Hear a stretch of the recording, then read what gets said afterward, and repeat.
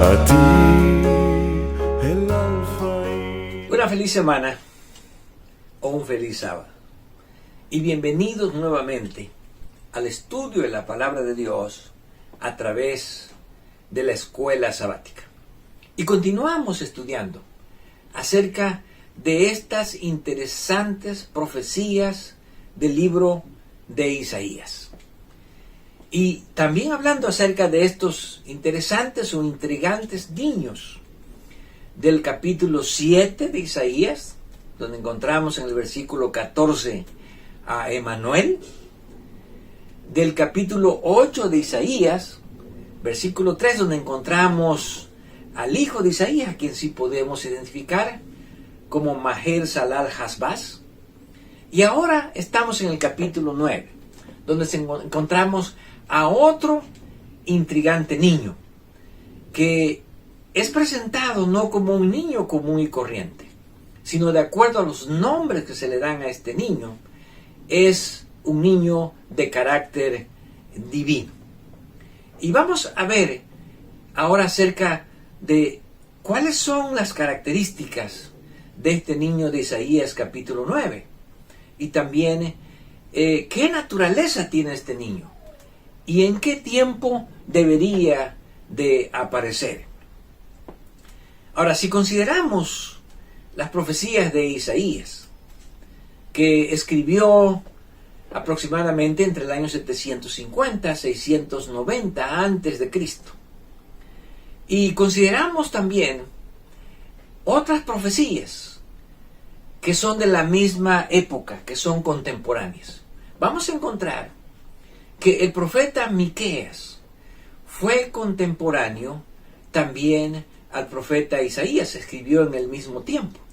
E interesantemente, Miqueas también anuncia el nacimiento de un niño que tiene las mismas características del libro de Isaías, que tiene el mismo carácter, la misma naturaleza, y también se esperaría que aparecería en el mismo tiempo que las profecías mesiánicas que se anuncian en el libro de Isaías.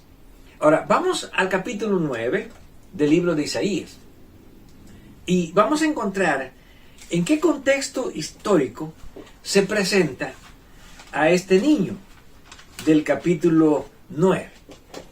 Y lo primero que leemos en el versículo 1 es lo siguiente: mas no habrá siempre oscuridad para la que está ahora en angustia, tal como la aflicción que vino en el tiempo en que livianamente tocaron la primera vez a la tierra de Zabulón y a la tierra de Neftalí, pues al fin llenará de gloria el camino del mar, de aquel lado del Jordán, en Galilea, de los gentiles. El pueblo que andaba en tinieblas vio gran luz. Los que moraban en tierra de sombra de muerte, luz resplandeció sobre ellos. Ahora, aquí encontramos dos aspectos importantes. En primer lugar, está hablando un tiempo cuando en la tierra de Zabulón, en la tierra de Neftalí, que es la región de Galilea, hubo oscuridad y tinieblas. ¿Cuándo fue esa época?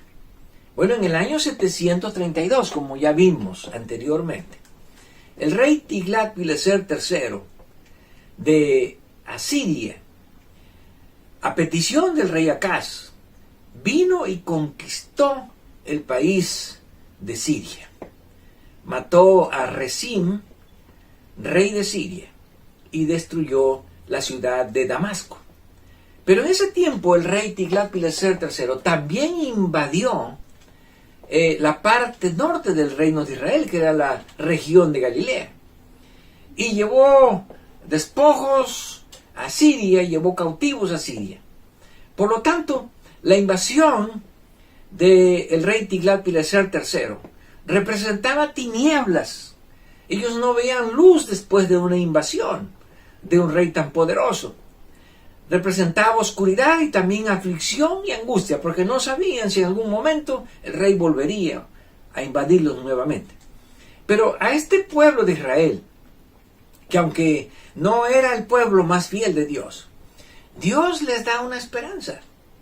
Y es que en esa región donde había ahora oscuridad, incertidumbre, tinieblas y angustia, aflicción, llegaría la luz. Vendría la luz a esa región, les resplandecería la luz en esa región. Y esa luz resplandecería con el nacimiento de este niño que se anuncia en el versículo 6.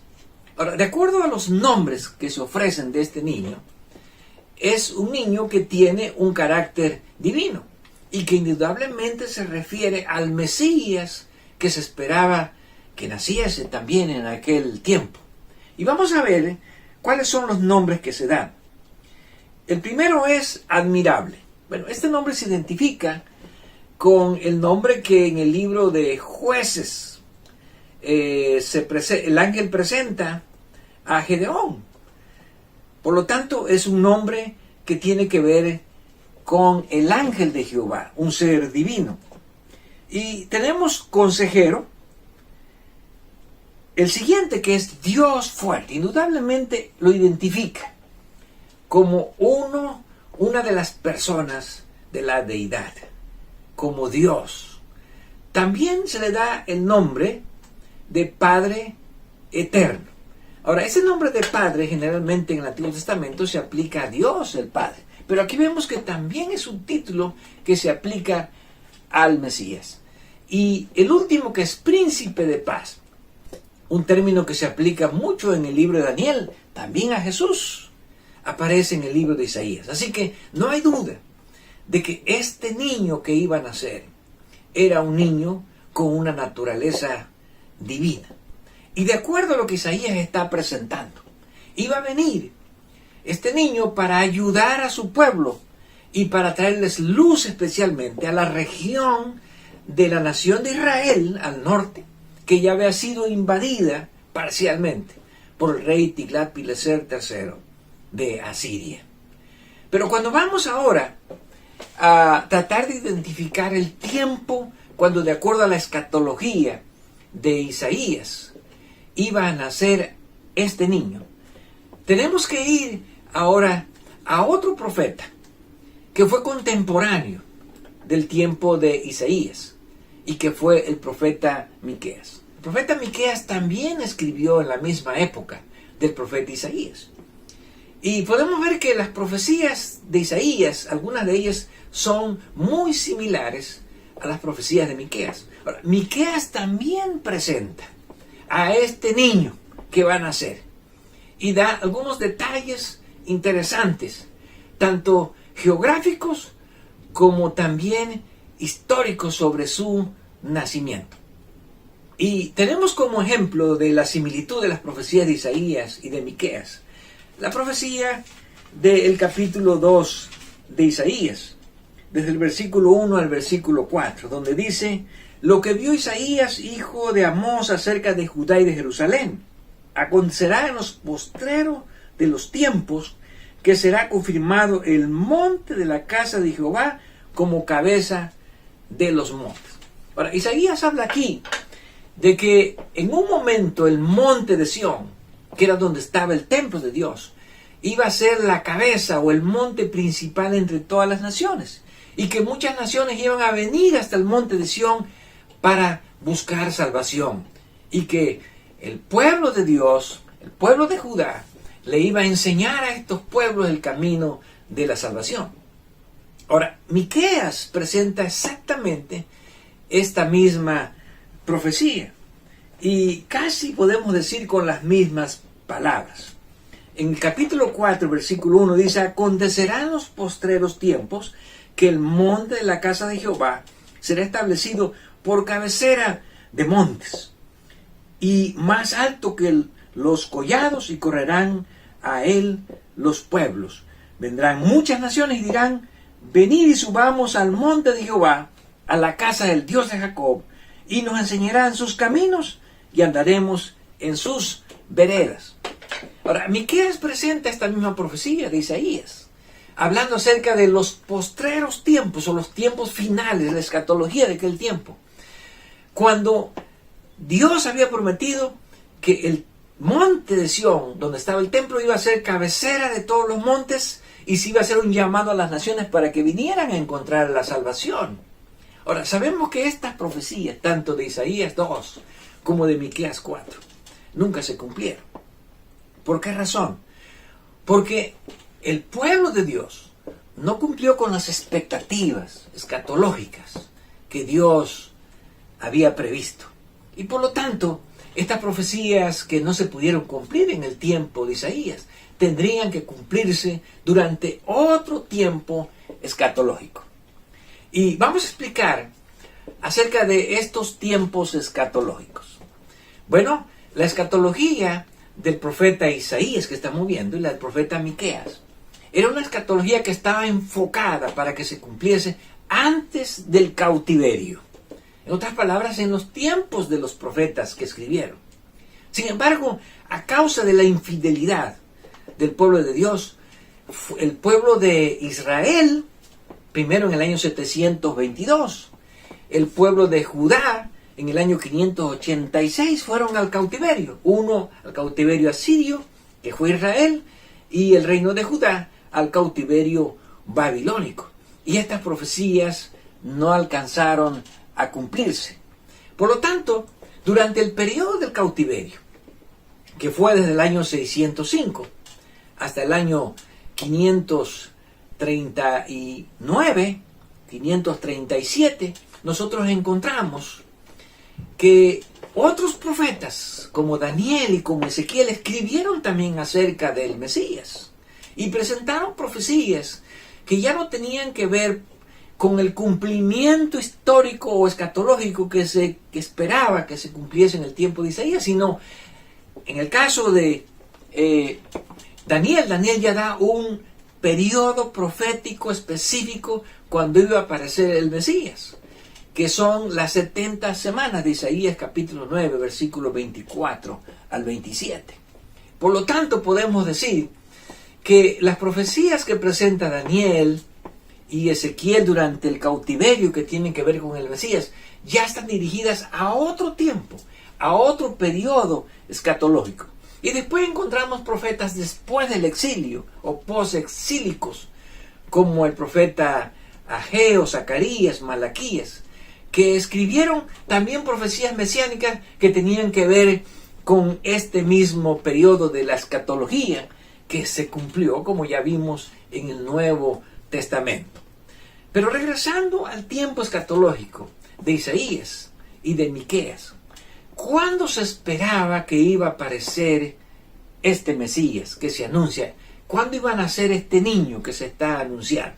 Y vamos ahora a ver cómo Miqueas identifica tanto geográficamente el nacimiento de este niño como también la aparición histórica de este niño. Y en Miqueas capítulo 5 encontramos en el versículo 2: pero tú, Belén Efrata, pequeña para estar entre las familias de Judá, de ti me saldrá el que será Señor en Israel, y sus salidas son desde el principio, desde los días de la eternidad.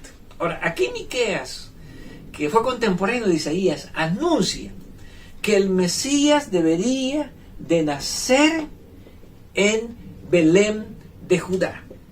¿Por qué en Belén de Judá? Bueno, porque cuando nosotros vamos a Isaías capítulo 11, encontramos que el Mesías iba a venir de la simiente, de la descendencia de David. Y David era de Belén. Y por lo tanto, en la misma ciudad donde nació David, que era Belén, en esa misma ciudad iba a nacer el Mesías. Y esta era una señal geográfica de cómo poder identificar a este niño que se esperaba que naciera. Iba a nacer en la ciudad de David, en la ciudad de Belén. Pero ahora llegamos a la parte más interesante del libro de Miqueas, que es la identificación escatológica de aquel tiempo. cuándo iba a aparecer este niño y en qué iba a ayudar la aparición de este niño. Y vamos a leer en el versículo 4 y 5, y él estará y apacentará con poder de Jehová, con grandeza del nombre de Jehová, su Dios, y morarán seguros, porque ahora será engrandecido hasta los fines de la tierra. Y el versículo 5 dice, este será nuestra paz, cuando el asirio viniera a nuestra tierra, y cuando hollare nuestros palacios, entonces levantaremos contra él 7 pastores y 8 hombres principales. Ahora, aquí viene algo interesante, que este nacimiento del niño de Miqueas capítulo 5, que iba a nacer en Belén, ahora se está presentando como nuestra paz. Él va a ser nuestra paz, Él va a ser nuestra seguridad, Él va a ser nuestra tranquilidad. ¿En qué época? Y está hablando precisamente que iba a ser durante el tiempo de los asirios, el tiempo del imperio asirio, cuando los asirios vinieran a tratar de conquistar las tierras del pueblo de Dios.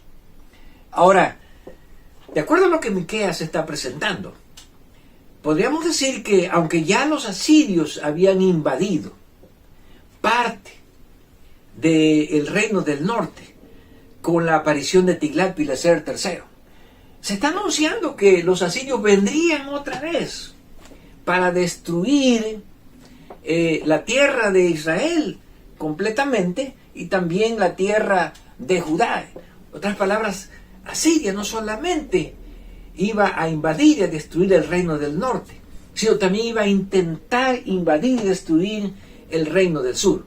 Y que en ese tiempo, cuando los asirios aparecieran, entonces este niño que se anuncia que es el Mesías, iba a ser la seguridad de ellos en ese tiempo. Y aún se agrega, y devastarán la tierra de Asiria a espada, y con sus espadas la tierra de Nimrod, y nos librará del asirio cuando viniere contra nuestra tierra y hollare nuestros confines.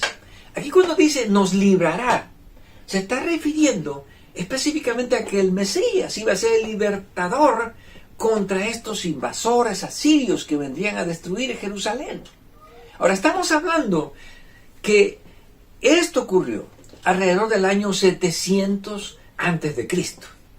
Y vamos a ver en el mismo libro de Isaías, a partir del capítulo 36, 37, cómo otro rey de Asiria, el rey Sennacherib, vino a tratar de conquistar las tierras del reino de Judá que no habían sido conquistadas, y conquistó algunas ciudades y llegó hasta Jerusalén. Y esto ocurrió en el tiempo de Ezequías. Ahora, algunos han tratado de identificar a este niño con Ezequías, pero podemos decir absolutamente que no podemos identificar a Ezequías como este niño. ¿Por qué? Porque Ezequías era un humano y este niño ya vimos que se debe identificar con características divinas. Este niño tendría la misma naturaleza de Dios. Pero sí se anuncia que este niño aparecería durante esa época en que los asirios vendrían a invadir la tierra y que sería el libertador, que sería el que le daría paz y seguridad al pueblo de Israel. Y luego dice el versículo 7, el remanente de Jacob será en medio de muchos pueblos como el rocío de Jehová, como las lluvias sobre la tierra, las cuales no esperan a varón, ni aguardan a hijos de hombre.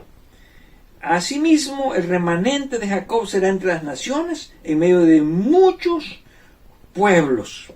Y luego dice el versículo 9, tu mano se alzará sobre tus enemigos, y sobre tus adversarios serán destruidos. Acontecerá en aquel día Dice Jehová que haré matar tus caballos en medio de ti y haré destruir tus tierras. Ahora, aquí vemos que la imagen que se está presentando de este niño, que es un niño divino, igual que el del capítulo 9 de Isaías, que indudablemente se refiere al mismo niño, es no solamente de un niño con carácter divino, sino de un niño que vendría para defender militarmente a su pueblo y para destruir a las naciones que estarían tratando de destruir a su pueblo, en este caso la nación de Asiria, que era el gobierno más poderoso de aquel tiempo.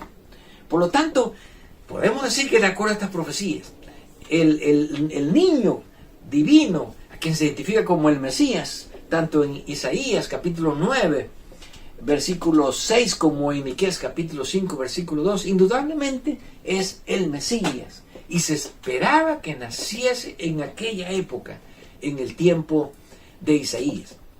Ahora, pensando en esta posibilidad escatológica, podemos decir entonces, Emmanuel tal vez podría ser considerado también como parte de estas profecías de este niño.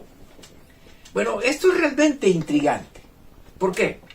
Porque si nosotros vemos la profecía de Isaías capítulo 9, versículo 6 y Miqueas capítulo 5, versículo 2, que anuncian al Mesías, vamos a encontrar que estas dos profecías no se cumplieron para aquel tiempo. En otras palabras, el Mesías no apareció en ese tiempo que se estaría esperando. ¿Por qué? Por la infidelidad del pueblo que vivió en aquella época.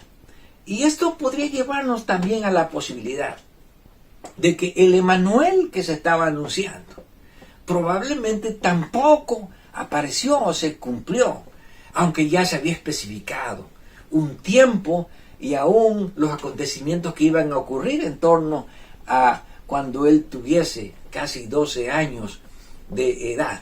Ahora, interesantemente, aunque ya explicamos que Isaías no utiliza el término betulá para referirse a una mujer virgen, sino alma, que aunque se refiere muchas veces a mujeres vírgenes, también puede ser una mujer que ha tenido una relación sexual. Es interesante que la Septuaginta, que es la versión del Antiguo Testamento en griego, y aunque claro fue escrita entre el siglo III y II antes de Cristo, traduce la palabra alma, que es, como ya vimos, la traducción de doncella, como partenos, que es un término que en el Nuevo Testamento, en el Antiguo Testamento, se refiere específicamente a mujeres vírgenes.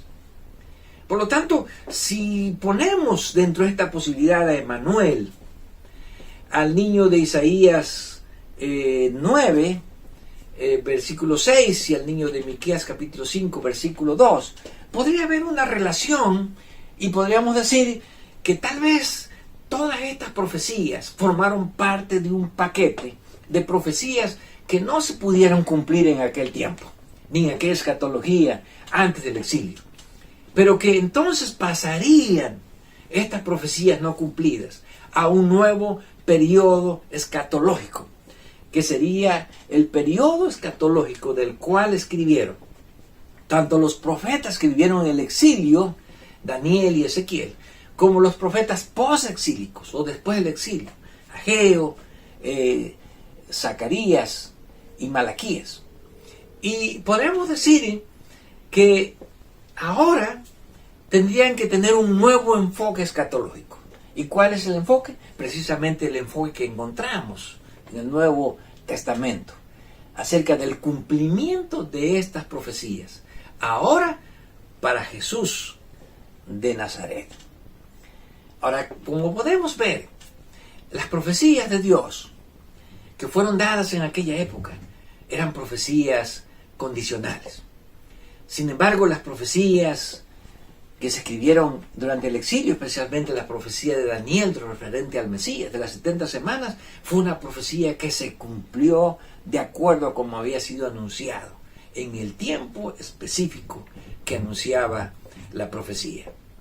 Pero sea cual fuese la situación de estas profecías preexílicas del tiempo de Isaías y Ezequiel, podemos decir que lo más importante ahora para nosotros es que las promesas de Dios, si no se pueden cumplir en un tiempo por la infidelidad de su pueblo, Dios va a hacer que se cumplan de alguna manera. Y Dios hizo posible que estas profecías mesiánicas se cumplieran. Y gracias a estas profecías cumplidas, nosotros tenemos ahora la promesa del Mesías en el nacimiento de Jesús en el Nuevo Testamento, y tenemos ahora también la promesa del retorno de ese Mesías por segunda vez, que vendrá a liberarnos, que vendrá a traer esperanza y paz para nosotros en este tiempo. Que nuestra fe y nuestra confianza esté siempre en este Mesías prometido. Un Mesías que ya vino para asegurarnos, para garantizarnos la salvación. Pero un Mesías que vendrá para poder completar esa salvación que ya Él ofreció desde que estuvo en este mundo. Que Dios nos ayude a poder esperar este Mesías y a estar preparados para poder encontrarnos con Él y poder tener esta salvación que desde los tiempos antiguos ya se ha anunciado y que ahora nosotros podemos palpar, podamos ver y a través de la fe alcanzarla en Cristo Jesús. a ti